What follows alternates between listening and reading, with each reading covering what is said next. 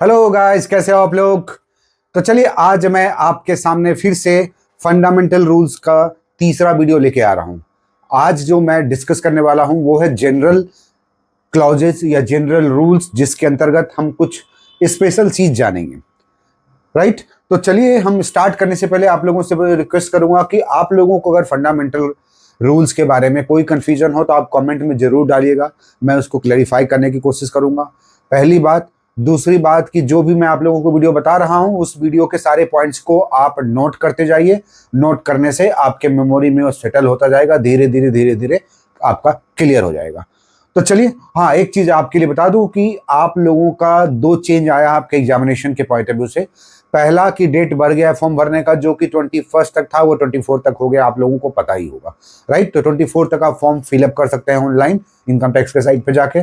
दूसरी बात कि जो कि 22 तारीख के डेट में ही जो आया है अमेंडमेंट, उसमें अमेंडमेंट में जो एक मेजर चेंज आया है वो आप सबके लिए, खास करके ITI और ITO जो है, या तीनों के लिए, मिनिस्टर स्टाफ, तीनों एग्जामिनेशन के पॉइंट ऑफ व्यू से जो निगेटिव मार्किंग था वो जो कि 1/4 था ना, 1/4 था, मतलब 25% का नेगेटिविटी था, वो अब 1/8 हो गया है। ध्यान रखिएगा, 1/8 हो गया है। क्लियर। तो ये चीज आपके माइंड में रखना है कि 1/4 से 1/8 हो गया है। क्लियर।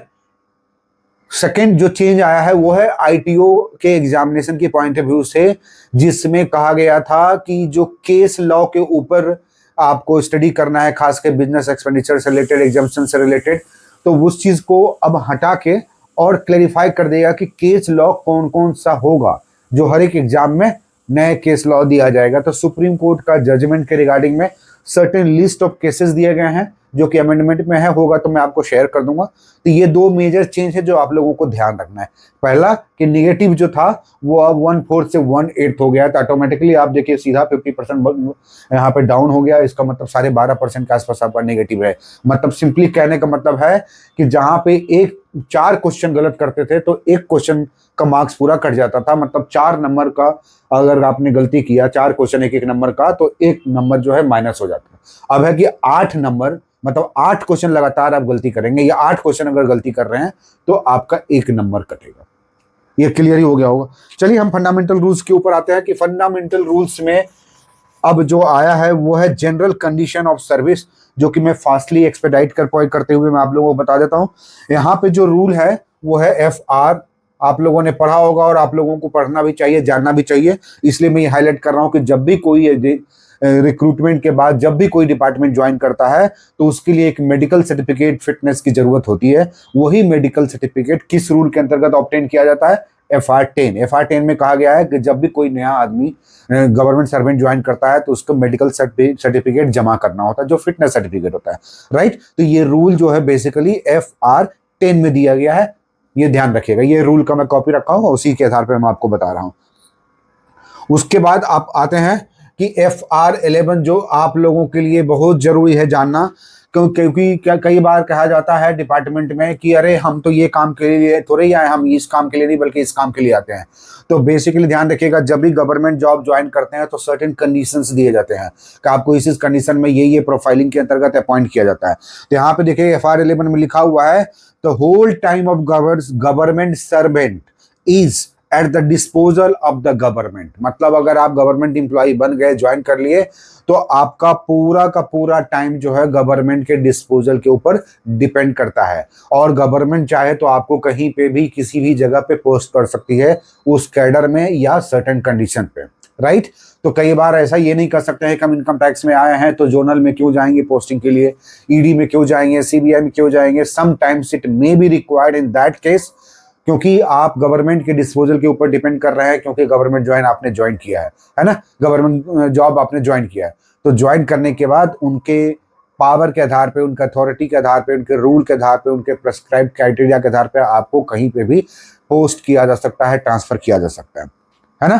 और इसके लिए आप कोई भी रिम्यूनरेशन कॉल फॉर नहीं कर सकते। मतलब ये नहीं कर सकते हैं कि हमें ये रिम्यूनरेशन मिलना चाहिए हम इस काम के लिए। अगर आप इंस्पेक्टर हैं और आपको मान लीजिए कि स्पेशल ड्यूटी में कहीं पे पोस्ट किया गया है उसी डिपार्टमेंट में स्पेशल टास्क के लिए, तो आप ये नहीं कर सकते अरे मैं ये क्यों करूंगा, ये मेरा काम नहीं। कई बार ऐसा होता है ना कि एक स्पेशल टीम बनाई जाती है कि भाई चलो कहाँ कहाँ प्रोसेसिंग पेंडिंग है, कहाँ पे ऑर्डर गिविंग इफेक्ट ज्यादा पेंडिंग है, उसके लिए एक टीम बनाई जाती है कि 5 इंस्पेक्टर है, एक एडिशनल है, एक डीसी है, इस तरह से बनाया जाता है। कई बार ऐसा होता है, कोर कमिटी बनाई जाती है, तो उस कमिटी के रिस्पेक्ट में आप ये नहीं कर सकते हैं कि हमें इसके लिए एक एडिशनल रेम्युनरेशन मिलना चाहिए, या मैं इंस्पेक्टर हूं तो मैं उस काम के लिए क्यों जाऊंगा, ये नहीं कर सकते। इसीलिए FR 11 बोलता है कि you are at the disposal of the government without claim for additional remuneration और एडिशनल सैलरी।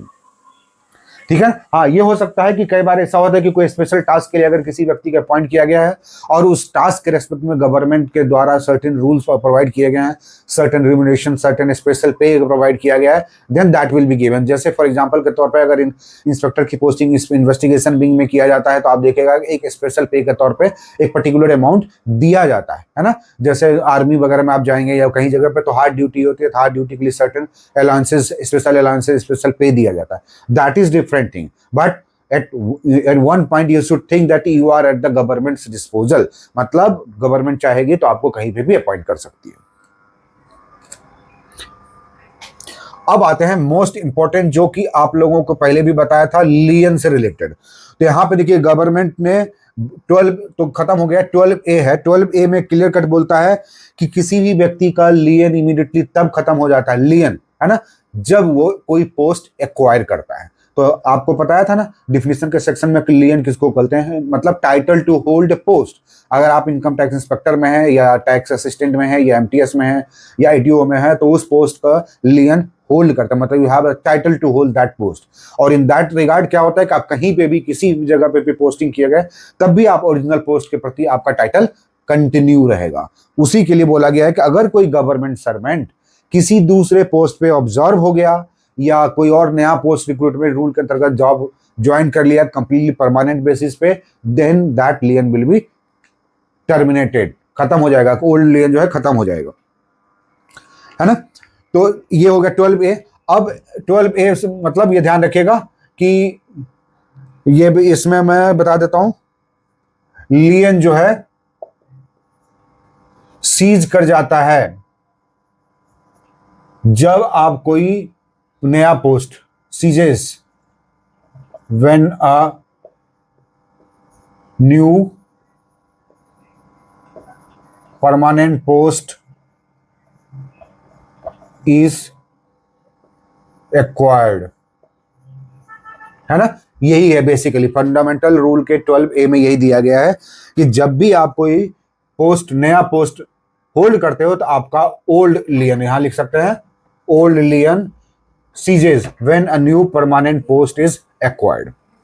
चलिए अब आते हैं फंडामेंटल रूल 13, जिसके लिए मैंने आपको पिछले वीडियो में भी बताया था कि डिफिनेशन के सेक्शन में कि लियन होल्ड करने का सिचुएशन कब कब क्रिएट होता है या कब तक आप अपने पोस्ट के अगेंस्ट में लियन होल्ड कर सकते हैं। तो सबसे पहले जो कि क्वेश्चन पूछा जा सकता है MCQs में कि इनमें से किस किस सिचुएशन में आप अपने पोस्ट के प्रति या एक गवर्नमेंट सर्वेंट अपने ओरिजिनल पोस्ट के प्रति लियन होल्ड कर सकता है। तो सबसे पहला क्राइटेरिया है जो है वो है जब आप ड्यूटी, उस पोस्ट के प्रति जो ड्यूटी है वो कंटिन्यू कर रहे हैं, ड्यूटी कर रहे हैं, है ना। मतलब इंस्पेक्टर हैं या ITO हैं या TA हैं, MTS हैं, अगर आप उस पोस्ट को होल्ड कर रहे हैं तो समझिए कि आप लियन भी होल्ड कर रहे हैं, मतलब कंटिन्यू कर रहे हैं उस जॉब में। दूसरा कंडीशन है अगर आप फॉरेन सर्विस में चले गए, जो गवर्नमेंट के थ्रू होता है ना कि सर्टेन पीरियड के लिए फॉरेन सर्विस में आपका अपॉइंट किया गया है, या तो तीसरा जो है टेम्पोररी पोस्ट को भी अगर होल्ड करते हैं, फॉरेन सर्विस या होल्डिंग टेम्पोररी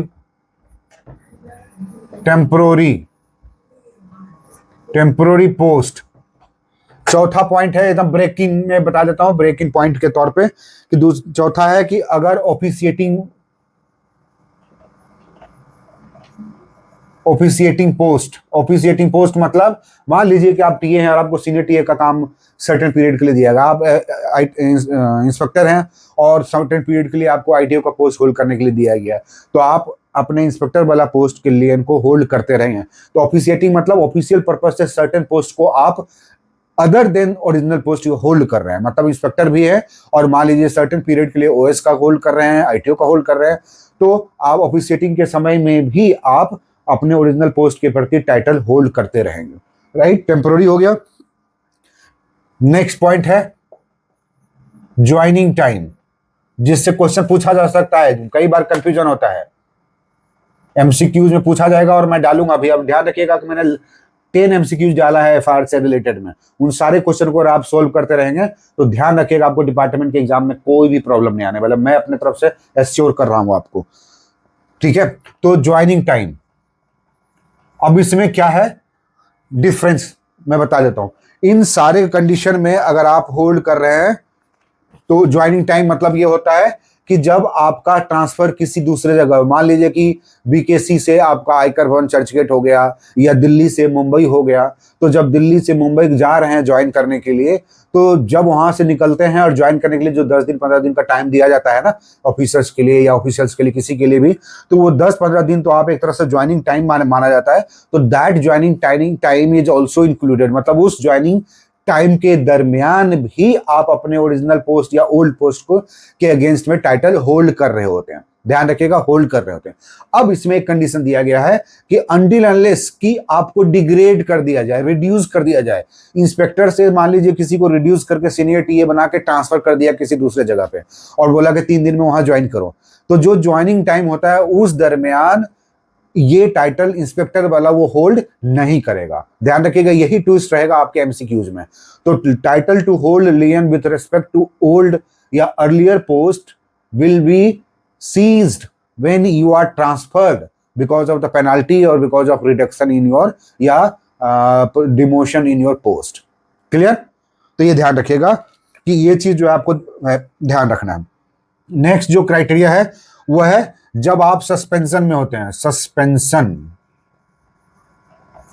जब तक आप सस्पेंशन में हो, जब तक कोई भी सस्पेंशन में होता है गवर्नमेंट सर्वेंट, तब तक वो अपने पेरेंट चार्ज में पेरेंट पोस्ट को ओरिजिनल पोस्ट के अगेंस्ट में टाइटल होल्ड करता है, क्योंकि सस्पेंशन इज नॉट टर्मिनेशन। और अगर ये टर्मिनेशन नहीं है तो क्या हुआ, suspension is a kind of investigation and inquiry period. तो इंक्वायरी पीरियड में भी वो अपने ओरिजिनल पोस्ट के टाइटल को होल्ड करते रहेंगे। क्लियर? तो ये 7 ग्राउंड है, ये 7 ग्राउंड आपके अपने माइंड में जरूर रखिएगा। 6 ग्राउंड है कि जब आप अपनी ड्यूटी कंटिन्यू कर रहे हैं, परफॉर्म कर रहे हैं, तब भी होल्ड कर रहे होते हैं। जब फॉरेन सर्विस पे आप भेजा गया गवर्नमेंट के थ्रू, तब भी आप ओरिजिनल पोस्ट को होल्ड कर रहे होते हैं। जब आप कोई टेम्पोररी पोस्ट गवर्नमेंट के रूल रेगुलेशन के अंतर्गत होल्ड कर रहे हैं, तब भी आप लियन होल्ड कर रहे होते हैं अपने ओरिजिनल पोस्ट के प्रति। ऑफिसिएटिंग पोस्ट पे अगर आप हैं तब भी आप ओरिजिनल पोस्ट के प्रति लियन होल्ड कर रहे हो। अगर ट्रांसफर के दरमियान आप ज्वाइनिंग टाइम आपको दिया गया और जा रहे हैं दूसरी जगह ज्वाइन करने के लिए, देन ऑल्सो अगर ट्रांसफर में भी ध्यान रखिएगा, अगर ज्वाइनिंग में अगर मान लीजिए कि आप इंस्पेक्टर हैं और आईटीओ ज्वाइन करने के लिए आपको ट्रांसफर कर दिया गया, दूसरे जगह पे ज्वाइन करना है, then also you will be holding title to the old post, है ना, कि तब तक जब तक कि आप ज्वाइन न कर ले एज ए आईटीओ। सस्पेंशन के दरमियान भी आप होल्ड करेंगे। क्लियर हो गया यहां तक? ये क्लैरिटी माइंड में रखिएगा, इसी से एमसीक्यूज गारंटी मैं बता रहा हूं कि आएगा। और मैं भी आपको मल्टीपल चॉइस क्वेश्चन आपके सामने प्रेजेंट करूंगा चैनल पे, तो आप लोग उससे जरूर सॉल्व कीजिएगा। कमेंट में भी डालिएगा कि आप इस टॉपिक पे खास करके रूल 13 जो है या रूल 12A है जो लियन से रिलेटेड है, इसमें आपकी कितनी अंडरस्टैंडिंग क्लियर हुई है हमारे इस क्लास से। इसका नोट कर लीजिए या स्क्रीनशॉट लीजिएगा, मैं इसे रब कर रहा हूं।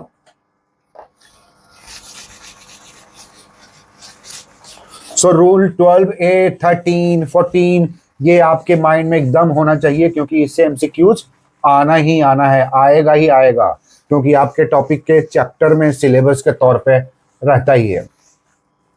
हालांकि ये जनरल सर्विस है, जनरल सर्विस जो कंडीशन दिया गया है, जनरल कंडीशन ऑफ सर्विस, जो कि जानने के लिए है, तब भी ध्यान रखिएगा कि डिफिनीशन में लियन की बात हुई है, इसलिए उसके बारे में हमें जानना जरूरी है। अब यहां पे है कि एक और FR 14A, FR 14A, ठीक है। हाँ, एक चीज 13 जो मैंने बताया उसमें एक चीज और दिया गया है कि लियन कब टर्मिनेट होता है, पहले वो भी बता देता हूं, टर्मिनेट कब माना जाता है ताकि आपको याद रह सके। FR 13 में और भी दिया गया है प्रोविजो के तौर पे, प्रोविजो में दिया गया है कि no lien of a government shall be retained, किस केस में, जैसा कि आपको मैंने बताया ना कि अगर कोई एब्जॉर्बेशन में चला गया, एब्जॉर्प्शन हो गया उसका, है ना, एब्जॉर्ब हो गया, किसी और कैडर में गया था, एब्जॉर्ब कर लिया गया, वहां पे वो एब्जॉर्ब हो गया कि भाई नहीं हम अब यहीं कंटिन्यू करेंगे, है ना। Government servant has proceeded on immediate absorption basis to a post और सर्विस आउटसाइड हिज सर्विस। अगर आप इंस्पेक्टर से पता लगा कि इनकम टैक्स इंस्पेक्टर हैं और आप ईडी में चले गए, वहां पे इन्वेस्टिगेशन ऑफिसर के तौर पे चले गए, और वहां पे फाइनली जब जा रहे हैं या तो रिक्रूटमेंट के थ्रू, तो भी आपका ओरिजिनल पोस्ट के प्रति जो है लियन सर्टेन टाइम के बाद तुरंत नहीं खत्म होता, ध्यान रखिएगा, है ना, तुरंत नहीं खत्म होता। पहला बात, रिक्रूटमेंट में जैसे ही रिक्रूटमेंट में आप इंस्पेक्टर के पोस्ट पे हैं और मान लीजिए कि आपका इन्वेस्टिगेशन ऑफिसर के तौर पे ईडी में या कहीं और जगह पे हो गया है या प्रिवेंटिव ऑफिसर में हो गया है और आपने प्रिवेंटिव ऑफिसर ज्वाइन कर लिया, राइट, रिक्रूटमेंट में, तो आपका टाइटल सर्टेन पीरियड के लिए होल्ड रहेगा, इसमें कोई डाउट नहीं है, राइट, कोई डाउट नहीं। लेकिन जैसे ही रिक्रूटमेंट आपने फुल्ली एक्सेप्ट कर लिया, आप वहीं कंटिन्यू कर रहे हैं, तो आपका एक पर्टिकुलर पीरियड कुछ होता है गवर्नमेंट जहां से आप जा रहे हैं उसके लिए कि सर्टेन पीरियड के बाद ये ऑटोमेटिकली टर्मिनेट मतलब खत्म माना जाएगा। दूसरा है एब्जॉर्प्शन बेसिस पे, कि आप ईडी में या एक्साइज में कहीं पे आप प्रोवेशन ये क्या बोलते हैं डेपुटेशन पे गए हैं और डेपुटेशन पीरियड 3 साल के बाद आप वहीं पे एब्जॉर्ब हो गए, तो जैसे ही एब्जॉर्ब हो गए आपका लियन ओरिजिनल पोस्ट से खत्म हो जाएगा, ठीक है। दूसरा चीज है फॉरेन सर्विस से रिलेटेड में, जो फॉरेन सर्विस में जैसे लियन कंटिन्यू होता है उसी तरह से एक सर्टेन पीरियड के बाद, सर्टेन पीरियड के बियॉन्ड, मतलब बियॉन्ड सर्टेन पीरियड, मतलब फॉरेन सर्विस मान लीजिए कि 2 इयर्स के लिए गया, 3 इयर्स के लिए भेजा गया है और आप 3 इयर्स के बाद भी वही कंटिन्यू कर रहे हैं कोई ना कोई एक्सक्यूजेस से और गवर्नमेंट के रूल में नहीं फिट बैठ रहे हैं, then your lien will not be there, your lien will be terminated, correct.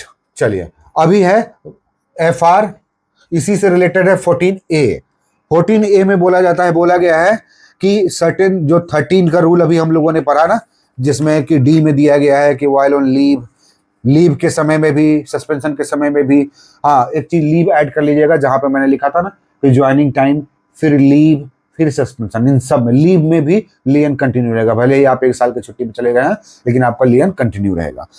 14A में एक चीज दिया गया है कि किसी भी हालत में किसी भी पोस्ट के प्रति जो हमारा आपका लियन टाइटल है will not be terminated except certain exceptions, government के सर्टेन रूल्स के आधार पे ही टर्मिनेट होगा, अदरवाइज टर्मिनेट नहीं होगा। तो एक्सेप्शन के तौर पे जो दिया गया है वो रूल 13 जो हम लोगों ने डिस्कस किया कि फॉरेन सर्विस में सर्टेन पीरियड के लिए भेजा गया, उसके बाद भी कंटिन्यू हो गया, या कहीं एब्जॉर्ब हो गया, लीव पे आप गए और 2 साल के लिए आप और बिना छुट्टी सैंक्शन किए या एक्सटेंड कर लिया, बढ़ गए तब नहीं आ रहे हैं, तब भी आपका लियन खत्म हो सकता है, या सस्पेंशन कंफर्म हो गया तब भी आपका लियन खत्म हो सकता है। तो ये सारे क्राइटेरिया हैं, या आपको ड्यूटी पर रहने के लिए बोला गया, परफॉर्मेंस ऑफ ड्यूटी में फेल है, नहीं है कर पा रहे हैं, then also it will be terminated. लेकिन ये बोला गया है कि title to hold lien will not be terminated in any cases provided कि गवर्नमेंट सर्वेंट जो है रूल 13 को ब्रेक किया है, तोड़ा है, या गवर्नमेंट सर्वेंट जो है उसने दूसरे पोस्ट को जो एग्जांपल दिया ना कि रिक्रूटमेंट रूल के अंतर्गत आपने प्रिवेंटिव ऑफिसर ज्वाइन कर लिया या एक्साइज के इंस्पेक्टर जो बन गए वहां पे यहाँ छोड़ दिया, देन बस यही 2 कंडीशन पे टर्मिनेट होता है, otherwise everywhere your title will remain there for certain period. Clear. उसके बाद है ये रूल 14 हो गया कि टर्मिनेशन का कंडीशन दिया गया कि भाई टर्मिनेशन कब कब होगा, ये ध्यान रखिएगा, टर्मिनेशन कब कब होगा। तो पहला है रूल 13 के वायलेशन में, है ना, वायलेशन ऑफ रूल 13 के रिस्पेक्ट, जिसके लिए स्पेशल ऑर्डर पास किया जाएगा, देन ओनली, है ना। उसके बाद दूसरा क्राइटेरिया है न्यू पोस्ट एक्वायर्ड, अगर नया पोस्ट एक्वायर कर लिए तो यही 2 कंडीशन में लियन टाइटल टर्मिनेट होता है। तो वहां हमने क्या देखा, 7 कंडीशन में लियन होल्ड कर सकते हैं, है ना। जब ड्यूटी पे है, जब ऑफिशिएट कर रहे हो, जब डेपुटेशन में है, जब फॉरेन सर्विस में है, और जब लीव पे है, जब ज्वाइनिंग टाइम में है, जब सस्पेंशन में है। तो वो सारा क्राइटेरिया जो आपने देखा, वो सारा का सारा जो है आपके लिए इंपॉर्टेंट है लियन होल्ड करने के रेस्पेक्ट में। और टर्मिनेशन में क्या हुआ, उसके अगेंस्ट, मतलब रूल 13 का, एफआर रूल 13 वायलेट कर रहे हैं तो, और अगर न्यू पोस्ट एक्वायर कर ले तो। क्लियर? चलिए, इसमें कोई कंफ्यूजन नहीं होना चाहिए आपको। तो ये जनरल रूल से रिलेटेड है। उसके बाद जनरल रूल में अब हाईलाइट नहीं कर रहा हूं मैं, सिर्फ आपको बताने के लिए, जानने के लिए कि एफआर जो है, सिर्फ जानने के लिए, याद नहीं रहेगा चलेगा माइंड में, कि प्रेसिडेंट में transfer government servant from one post to another post, right. ध्यान रखिएगा, कंडीशन है कि अगर वो इनएफिशिएंसी और मिसबिहेवियर के कारण या रिटर्न रिक्वेस्ट के कारण अगर नहीं होता है तो government servant shall not be transferred to, और in except in a case covered by rule 14 appoint to officiate in a post carrying a less pay। मतलब क्या हुआ कि president can transfer from one post to another post, right, from one to another post, जो कि हम लोग देखते ही हैं। लेकिन president can transfer from higher post to lower post until unless कि कोई डिसिप्लिनरी एक्शन है, या कोई इनएफिशिएंसी और मिसबिहेवियर की बात है, या आप हम लोग में से कोई खुद ही रिक्वेस्ट डाल दिए कि भाई हमको इंस्पेक्टर नहीं, ओएससी रहने दो, सीनियर टीए रहने दो। मतलब क्या हुआ कि लोअर पोस्ट पे प्रेसिडेंट जो है ट्रांसफर 2 ही कंडीशन में करती है, या तो इनएफिशिएंसी मिसबिहेवियर है या रिटर्न रिक्वेस्ट है। Otherwise government servant shall not be transfer to the post carrying a less pay then the pay of the post where we are holding, है ना। ये चीज को ध्यान रखिएगा। रूल 15 बोलता है कि लोअर पोस्ट पे आपको डिग्रेड नहीं किया जाएगा अनटिल अनलेस कि कोई पनिशमेंट पोस्टिंग किया जाए। उसके बाद है रूल 16, आपको ध्यान रखने की जरूरत नहीं है, लेकिन फिर भी बता देता हूं एक, कि ये प्रोविडेंट फंड, फैमिली पेंशन, ये सब जो है फंड में सब्सक्राइब करने के लिए वो बताया गया है कि government will have a provident fund, family pension fund और अदर। उसके बाद FR 17 जो है, जो कि इंपॉर्टेंट है, जो अगले वीडियो में हम डिस्कस भी करेंगे। यहां पे है कि पे से रिलेटेड है। किससे रिलेटेड है? पे है। तो जब भी ध्यान रखिएगा कि जब भी कोई ज्वाइन करता है तो उस पोस्ट के लिए जो सैंक्शन पे स्केल है, वही उस पे स्केल के इनिशियल पे जो है वहां से शुरू होगा, ठीक है। मतलब एक पे स्केल का मान लीजिए कि जैसे 44,900 इंस्पेक्टर का है, 1,42,400 तक का हाईएस्ट है।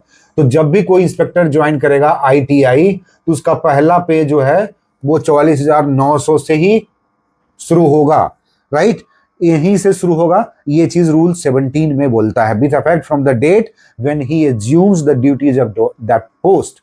तो जैसे हम लोगों का प्रमोशन होता है तो क्या करते हैं कि प्रमोशन होने के बाद इमीडिएटली एजम्पशन ऑफ चार्ज का लेटर डालते हैं। तो assumption of charge is consider as the joining of that post, और इसलिए पे वहीं से आपका अपग्रेडेड पे का इनिशियल पे, जो पहला पे रहेगा वही शुरू होगा। मतलब हायर पोस्ट के जो मिनिमम पे रहेगा वो शुरू होगा, ठीक है। उसके बाद है, इसमें एक्सेप्शन है कि provided that an officer who is absent, मतलब जो कि अनऑथराइज्ड पीरियड के लिए एब्सेंट है, अनऑथराइज्ड छुट्टी पे है, then that period will be excluded, वो नहीं कंसीडर किया जाएगा। ध्यान रखिएगा, ओके। तो मतलब क्या हुआ कि एब्सेंट है without any authority shall not be entitled to pay any pay और allowances during the period of such absence. चलिए, ये क्लियर हो गया आई होप। अब आपको हम एक मोस्ट इंपॉर्टेंट जो अभी आ रहा है, जो हम सब के लिए समझने के लिए जरूरी है, 17A, जिसमें हम लोग बोलते हैं ना अनऑथराइज्ड एब्सेंस, जो ब्रेक इन सर्विस के लिए भी काम आता है ना। ब्रेक इन सर्विस भी कहते हैं इसको, है ना। तो कब कब किस किस परिस्थिति में ये चीज समझा जाएगा, उसी को मैं सिर्फ हाईलाइट कर रहा हूं। सबसे पहले, अगर आप कोई स्ट्राइक पे हैं, स्ट्राइक में पार्टिसिपेट करते हैं, तो इंडस्ट्रियल एम्प्लॉय जितने भी होते हैं, अगर कोई स्ट्राइक में पार्टिसिपेट करता है, कोई हड़ताल चल रहा है और वो स्ट्राइक इलीगल डिक्लेयर कर दिया गया, then you will be assumed on unauthorised absence, है ना। That will be considered as unauthorised absence. दूसरा है कि अगर इंडस्ट्रियल अंडरटेकिंग की बात हुई, एस्टेब्लिशमेंट की, अदर देन मतलब इंडस्ट्रियल इस्टेब्लिशमेंट के बजाय अगर कोई भी इंप्लॉय इस तरह का कोई भी strike, walkout without any authority या विदाउट एनी रीजन ग्राउंड अगर कोई करता है, वॉकआउट या स्ट्राइक पे पार्टिसिपेट करता है या स्ट्राइक करता है, then that will be considered as unauthorised. तो दूसरा क्या ये हो गया, एक तरह से समझिए कि इंडस्ट्रियल के लिए, इंडस्ट्रियल इस्टेब्लिशमेंट के लिए, और उसी तरह से एक स्ट्राइक जो अदर जो हम सब के लिए एप्लीकेबल है, वो स्ट्राइक अगर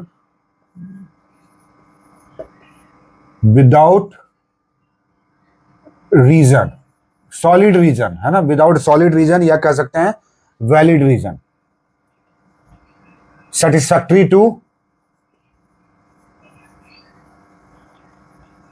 satisfactory to competent authority,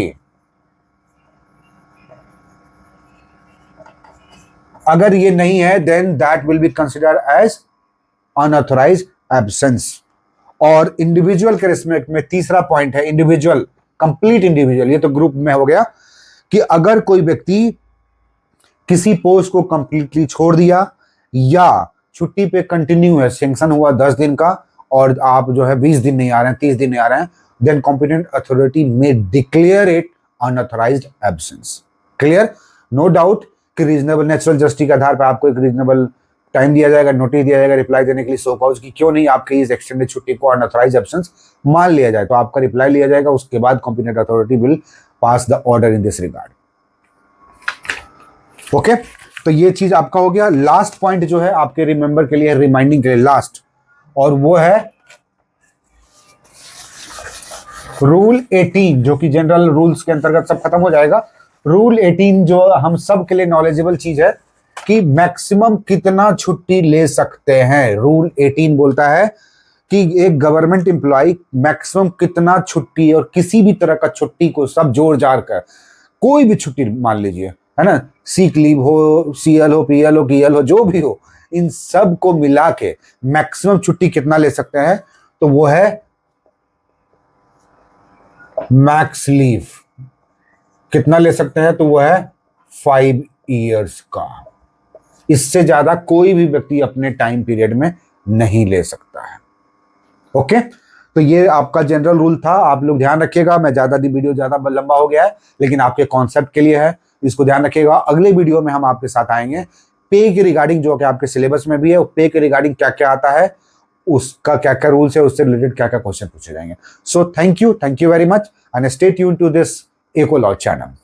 bye bye.